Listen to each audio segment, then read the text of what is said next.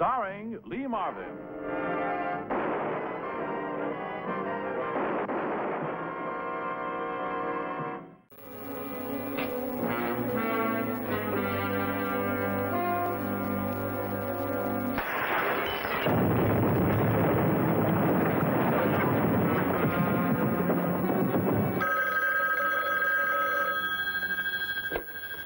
The Garrison residence.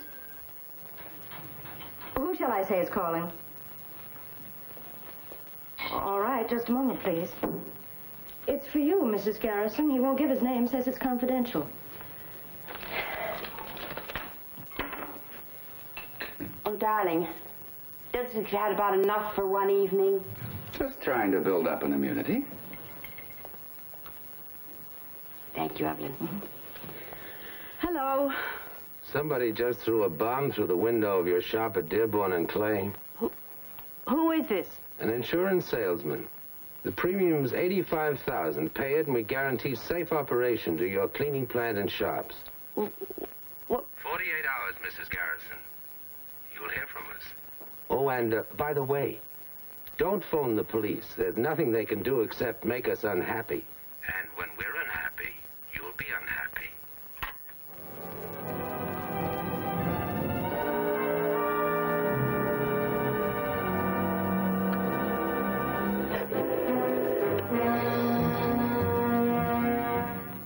Hello, operator. Get me the police, please.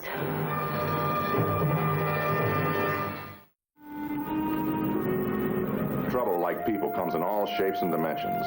When it's odd-sized, my department handles it. My name is Frank Ballinger, Detective Lieutenant, M Squad, a special detail of the Chicago Police. It was after 9 when the call reached me. I was told to get over the lakeshore residence of Mr. and Mrs. Claude Garrison. It seemed that the protection racket, along a dead issue in Cook County, was in business again. Sergeant Wendell was waiting for me when I arrived, and he sketched in the basic details. This was just a contact call, Frank. Nothing was said about the time, place, or method of the projected payoff. What do you propose to do, Mrs. Garrison? Well, I'm a taxpayer. I expect protection from the police, both for myself and for the people who run my shops. It's wrong, Louise. Dangerous.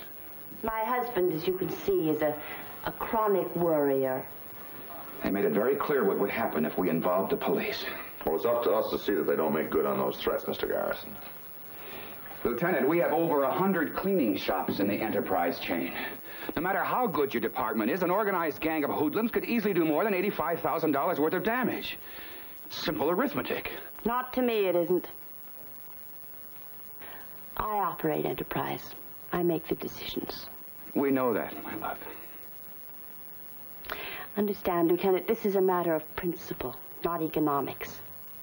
My first husband, well, he brought enterprise from one small shop to the biggest, the best cleaning circuit in the whole Middle West. He never buckled under pressure, and I don't either. Oh, allow me. Garrison residence. I'm speaking for Mrs. Garrison. What? Bad news. They know you've called us in. Your store on Superior Street has just been hit. Well, how could they possibly know? Come on, Wendell. We'll be back later. They'll strike at us next. I don't want you hurt. We can afford to pay. Nobody can afford to pay. They'll only come back for more. What do you do when you're off on a trip without a road map? You just keep driving, hoping you'll see some familiar landmark. Sergeant Wendell and I spent the day systematically interviewing known criminals in Chicago who had previous records for extortion. We might just as well have gone to the ball game. Me? Are you kidding? I've been out of the football business since '52. 3 years in Jolie learned me my lesson. Could be you've heard a rumble. The cleaning stores? Oh, that ain't no regular. Unless maybe some mob moved in town, I don't hear it. Honest, I hear things, but I don't hear this one. Sergeant Wendell. Oh, hi, Ed. How'd we make out? Uh-huh. I see. Well, we can't win them all. Thanks, Ed. That was a lab, Frank. No luck, huh? Any 6-year-old with a dime store chemistry set could have manufactured those smoke bombs. Are you guys through with me? Sure, Archie, you can go. Thanks. Behave yourself, Archie. Behave myself. I got a wife who's worse than a parole officer. He don't make no bed check every night. Yeah, that was the last, Frank. Archie was number 43. 43. And we didn't even turn up one possible. Well, we learned something. Either they're imported or they're new in the line. Hello, Ballinger. Oh, hello, Mrs. Garrison. Well, why didn't you notify us sooner? You what? We'll be right over. She just got contacted again, this time at the plant. And she told him to take a fly and jump in the lake. Well, that ought to bring on some quick dividends. It did. 5 minutes later, a fleet of 6 trucks went up in smoke. It had to be an inside job. We began checking out every person or employee connected with the Garrison cleaning system. We hit pay dirt a lot closer to home than we anticipated. Now, what's this all about? What do you want with my secretary?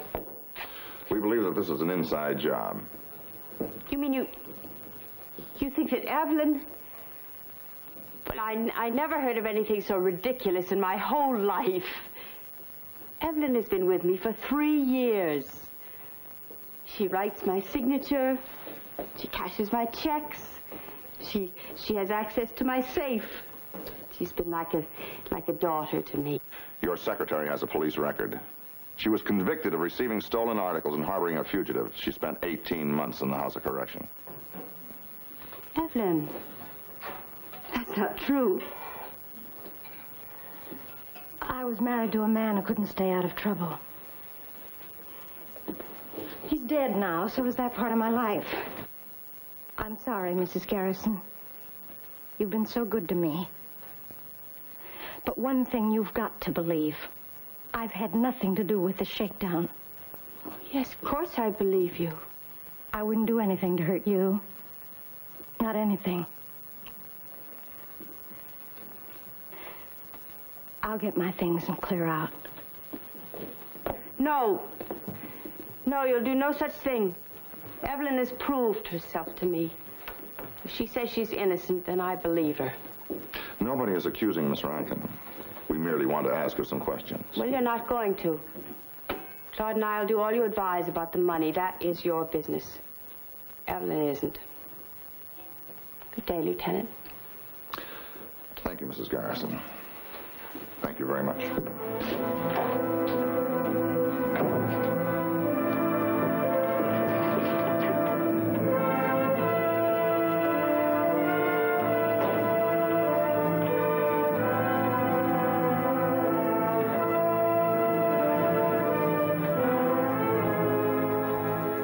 Why didn't you pull the girl in for questioning? There's no point. We put a tail on her instead. Meanwhile, we're right back to where we started from yesterday. No, not quite. Mrs. Garrison was contacted again by the man on the phone, and this time at my instructions, she agreed to meet his demands. They set the routine? Mm-hmm. Mr. Garrison's to deliver a package containing $85,000 in unmarked bills to a warehouse on South Clark Street at 9 o'clock tonight, to be left in a trash bin. How are we going to work it? You and I together, on stakeout inside the warehouse. But how do we get into the warehouse without being spotted? A truck will deliver us there this afternoon in 2 packing crates. Then we wait for them to show.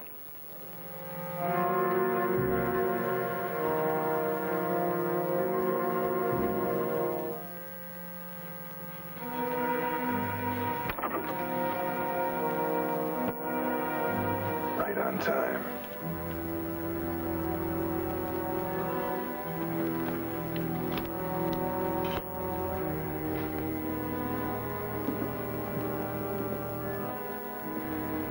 You think they'll show? It was their idea.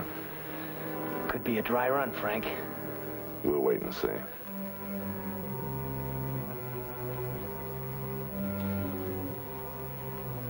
You better check with the boys outside and see if they've spotted anything. That's an order. Don't worry, I got this. If it goes off, it'll bring 10 of them in here in a hurry.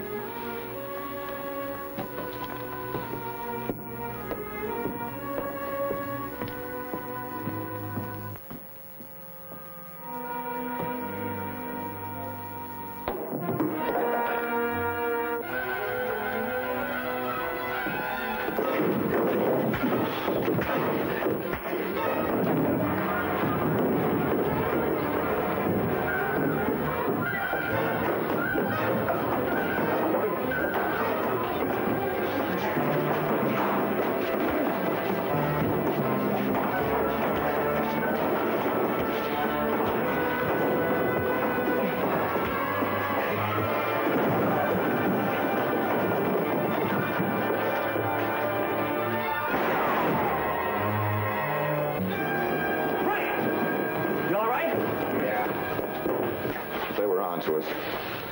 Every inch of the way.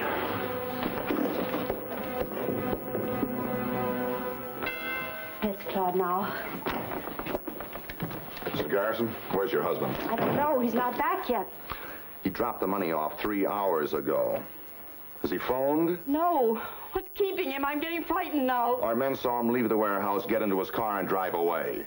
Miss Rankin, do you have any idea where he is? He doesn't know anything more about it than I do. Mrs. Garrison, you and your husband were the only ones that knew we were in the warehouse. Somebody told someone.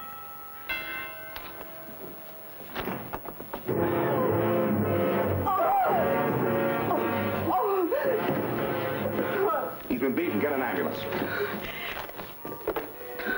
Next time, don't call police. I don't think it was your husband that talked.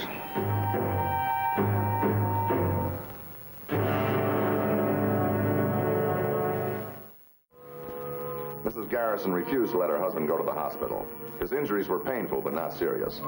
The doctor had given him a sedative, but for some reason, the man was fighting sleep. I'll be all right, darling. I'll be all right. I did see someone running down that driveway. I don't care what you say. I saw him. I saw him over Claude's shoulder. He looked back. I saw him at almost the exact moment that I saw Claude standing there. You mean with the shock of seeing your husband in that condition, at the same instant you notice a man running down the driveway, huh? I knew the face. I'd seen it before. It was familiar to me. Could you identify that face if you saw it again? No. Please, no. What has to happen to make you see? If you understand, they might just as easily have killed me. Pay them the money. Please, pay them. But if I could identify just one of them. One of them? What about the others? Do you think arresting one of them will end this? You've seen what they've done already. These men will stop at nothing. Neither will I, Claude. Neither will I. Mrs. Garrison came down to the precinct and we toted out the mug files. For once, we caught a break. It took less than an hour to spot the face she was looking for. Name, Victor Charbonneau, 1 prior, 2 to 5 at Joliet for grand larceny. If he was our man, he'd branched out. There's no mistake? No, he's the one, all right. Only what? Oh, of course. Now I know where I've seen him. He works for me at the plant. But his name isn't, Charbonneau. Haley. Oh, Evelyn didn't know what it is. She?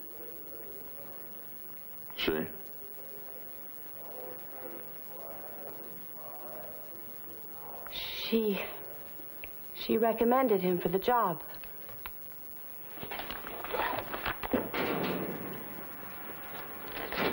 Charbonneau, I'd like to have a little talk with you.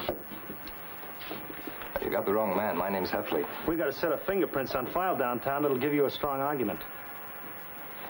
What's it this time? I forget to pay a parking fine? Better than that. It begins with felonious assault and works its way up from there. Assault? On who? We got you nailed down, Victor. Mrs. Garrison made a positive identification. You're talking through your hat. Don't get smart. If we're going downtown, let's move. After 6 o'clock, my lawyer goes on Golden. Well, not so fast. While we're here, we might as well take a peek in your locker. What for? We're doing a survey on pinups. The key. It's in your hand. Yeah, so it is.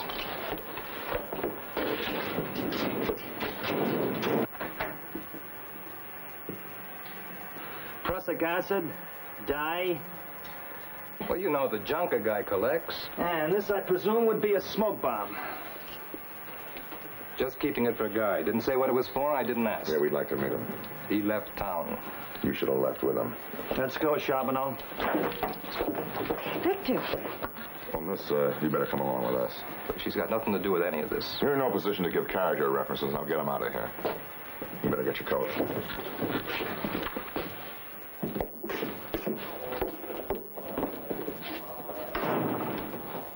Where's Victor? What have you done with him? Don't worry, he's in good hands. Why don't you sit down? Cigarette? You can skip the cat and mouse routine, Lieutenant. Remember, I've been through this before. I've got my PhD in... Yeah, we just want to know about Victor. Wasn't that funny? I thought you were going to tell me. that it was all a terrible mistake, that Victor was innocent, that Mrs. Garrison was wrong in her identification. You trying to tell us you didn't know or even suspect? We want a line on Victor's friends as acquaintances. You could help us. It gets funnier, Lieutenant. It just gets funnier and funnier. You see, when I've got a man, I only want to be alone with him. In the months I knew Victor, I don't think I met one of his friends. I had him exclusively to myself. All the while I was just manufacturing one big grief. You don't believe me. I didn't say that. It doesn't matter. Whether you believe me or not, nothing matters. I wish he'd given me something to lie about. Because if he'd leveled with me, if he told me what he was up to, it would have been sharing, don't you see? This way he was only using me. Lieutenant Ballinger. Oh, hello, Mrs. Garrison. What? Yeah, we'll be right over. Mr. Garrison was just kidnapped.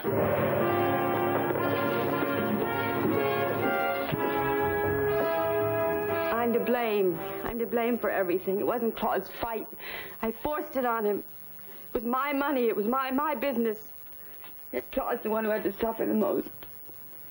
What exactly was the phone conversation? Well, I was told that if I wanted to see my husband alive again, I should retract my identification of Victor Charbonneau and see that he was immediately released from custody. We've got to do what they say. We've got to let him go. It's not quite that easy.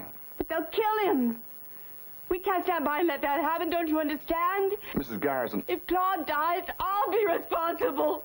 Mrs. Garrison will do everything we can to help your husband, but the law cannot submit to blackmail.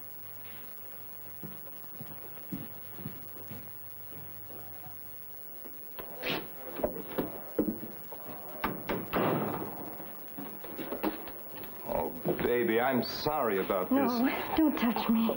You don't believe all these things they've been saying about me. Stop it. It's too late, Victor. You're a dead man. You just don't know it yet. What are you talking about? Mr. Garrison's been kidnapped by your friends. Look, you wouldn't kid me. This is on the level. Kidnapping is a capital offense. Now, look, I had nothing to do with this. I'm right here in jail. They can't hang this one on me. But you're an accessory whether you like it or not. And if anything happens to Mr. Garrison, the charge will be homicide.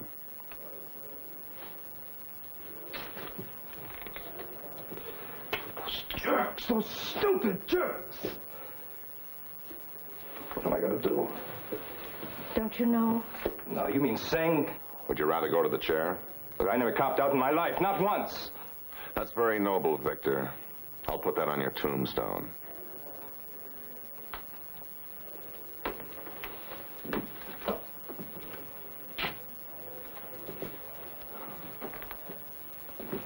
All right. It goes like this. He told us about a man named Fred Heaton who was in the plot to shake down Mrs. Garrison. He worked the cleaning plant and had made the phone contacts.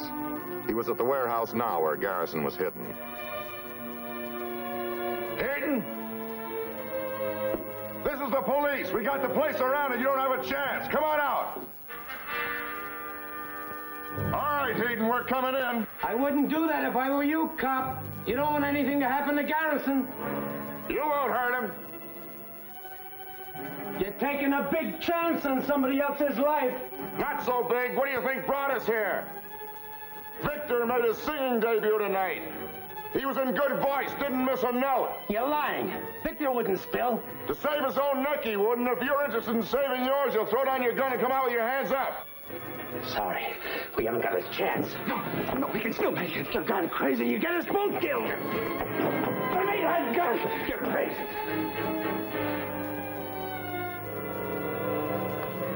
Stay here. We're gonna see this through to the end. This is the end. We're lost. What do you say? We coming after you? No! We're coming out! No. We're coming out! No. Don't shoot! Heaton, lie still. Garrison, listen to me. Your situation is hopeless. I know, Lieutenant. I'm used to it. It's been hopeless for years. You've met my wife? Throw out your gun. We don't want to shoot you. Why not? Did I ask for special privileges?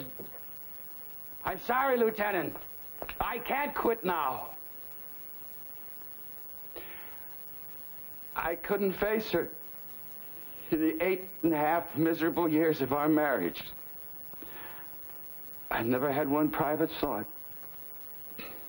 She's watched me, bossed me, told me how to wash my face. This time I almost put something over on her. But she's a stubborn woman. Stubborn. I framed a perfect deal. She wouldn't budge. Gives you an idea of what I've been up against. $85,000. That wasn't much to ask. $10,000 for each year I put up with her. She was getting off cheap. I could buy Fred Heaton, Victor, to help me.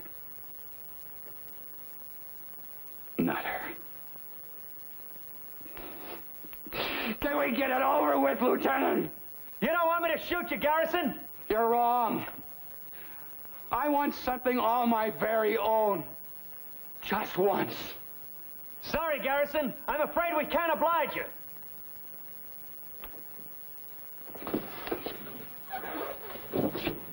Okay, Wendell.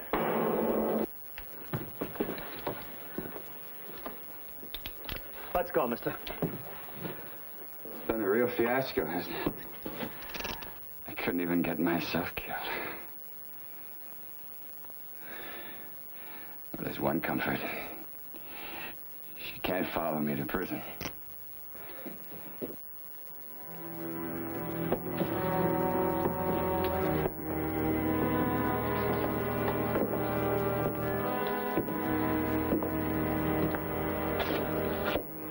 Did Evelyn tell you he was here?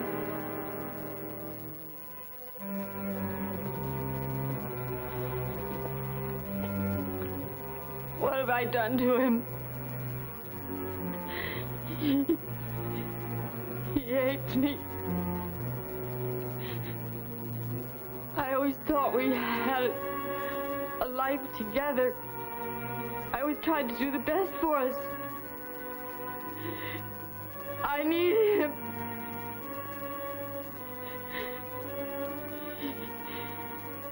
He hates me.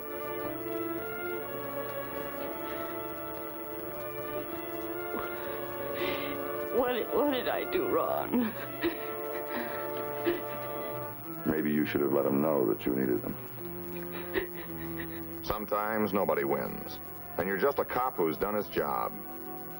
And you go home wondering why you don't have a feeling of satisfaction when you nail some people.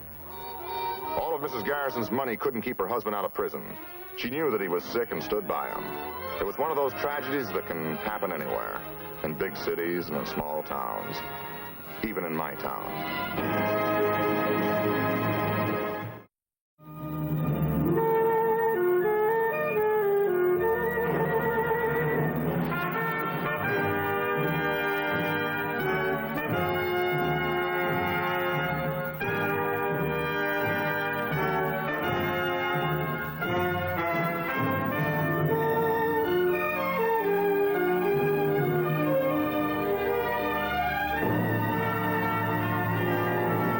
Be sure to tune in again next week for another exciting story from the files of M Squad.